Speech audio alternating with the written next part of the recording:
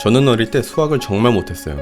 제가 요즘에도 타임어택 문제들을 잘 풀지 못하는데 어릴 때도 100분 동안 30문제를 풀어내는 것이 너무 힘들었어요.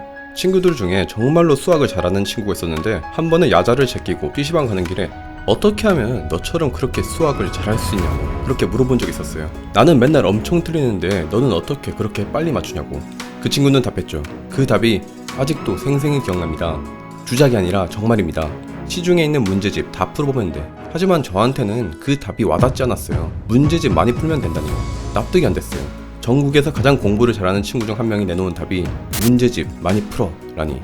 물론 그 친구는 의대를 갔고 저는 수능 수리를 시원하게 말아먹고 원하는 대학을 가지 못했죠. 솔직히 살아가다 보면 학교에서 배웠던 수학을 직접적으로 사용하는 경우는 거의 없습니다. 그런데 인간은 근본적인 물음에 대한 궁금증을 느낍니다. 그래서 하나 묻죠. 시공간에 필요한 수학적 구조는 어떤 구조일까요? 쉽게 말해서 이 우주는 어떤 구조로 서술할 수 있을까? 대수로 이루어졌을까요? 기하로 이루어졌을까요? 더 쉽게 말해서 이 우주는 숫자로 표현할 수 있을까요? 아니면 그림으로 표현할 수 있을까요? 생각해보세요. 현재 알려진 바로는 이 우주는 숫자로 만들어졌습니다. 하이젠베르크의 불확정성 원리에 의하면 어떤 하나를 자세히 보면 볼수록 다른 하나는 볼 수 없습니다. 이게 무슨 의미냐면 물질의 상태를 미세하게 보면 볼수록 분명한 상태는 존재하지 않고 확률만 존재하게 된다는 겁니다. 여러분, 그런데 확률은 더할 수 있죠? 또한 확률은 곱할 수도 있잖아요. 즉, 이 우주는 미시적으로 봤을 때 더하고 곱할 수 있어요. 대수가 가능하다는 겁니다. 어찌 보면 모든 것은 수라고 말했던 피타고라스의 말이 옳았던 걸지도 모르죠. 피타고라스는 수를 통해 우리 주변의 현상들을 설명할 수 있다고 믿었습니다. 그리고 우주 안에 있는 모든 것이 수라고 믿는 것이 바로 양자역학이고요. 그런데 흥미롭게도 우주의 근본이 대수라는 사실을 절대로 안 믿었던 사람이 있습니다. 아인슈타인이죠.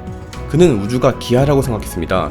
우주 전체가 모양이 있고 중력이 사실은 우주의 모양을 표현한다고 보았죠. 그리고 그 모양을 결정하는 것이 그의 방정식이었습니다. 그는 우주를 대수적으로 분석하는 양자역학이 싫었습니다.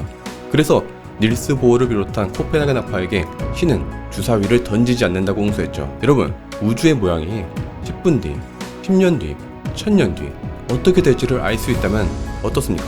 우주의 각 부분이 서로 어떻게 얽혀 있는지, 또 시간에 따라서 어떻게 변하는지 말해주는 방정식이 있다면 어떻습니까?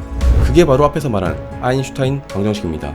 이 방정식을 이해하고 적당한 조건 하에서 풀게 되면 블랙홀도 나오고 빅뱅도 나오게 됩니다. 블랙홀과 빅뱅은 아인슈타인 방정식의 해입니다. 그런데 흥미롭게도 아인슈타인의 논문은 우주의 모양을 이루고 있는데 논문을 보면 기하학은 하나도 나오지 않습니다.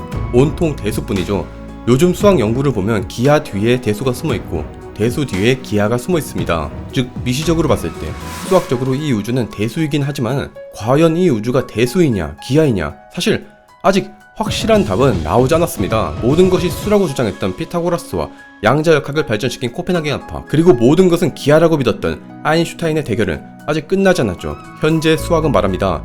기하 뒤에 대수가 있고 대수 뒤에 기하가 있다고요. 그리고 이런 내용들을 수학을 못하는 제가 말한다면 신뢰도가 제로겠죠. 지금까지 말씀드린 모든 내용들은 한국인 최초로 옥스퍼드 대학 수학 교수를 지낸 세계적인 수학자 김민영 교수에 있어서 다시 수학이 필요한 순간을 바탕으로 만들어졌습니다. 카이스트 물리학과의 정하웅 석좌 교수는 이 책을 두고 최고의 수학 강의라고 평가합니다. 우리와 같은 수준의 질문자가 질문을 던지고 거기에 대해 답을 해나가는 식으로 서술합니다. 과장을 덧붙이자면 세계 최고의 수학자의 과외를 받는 겁니다.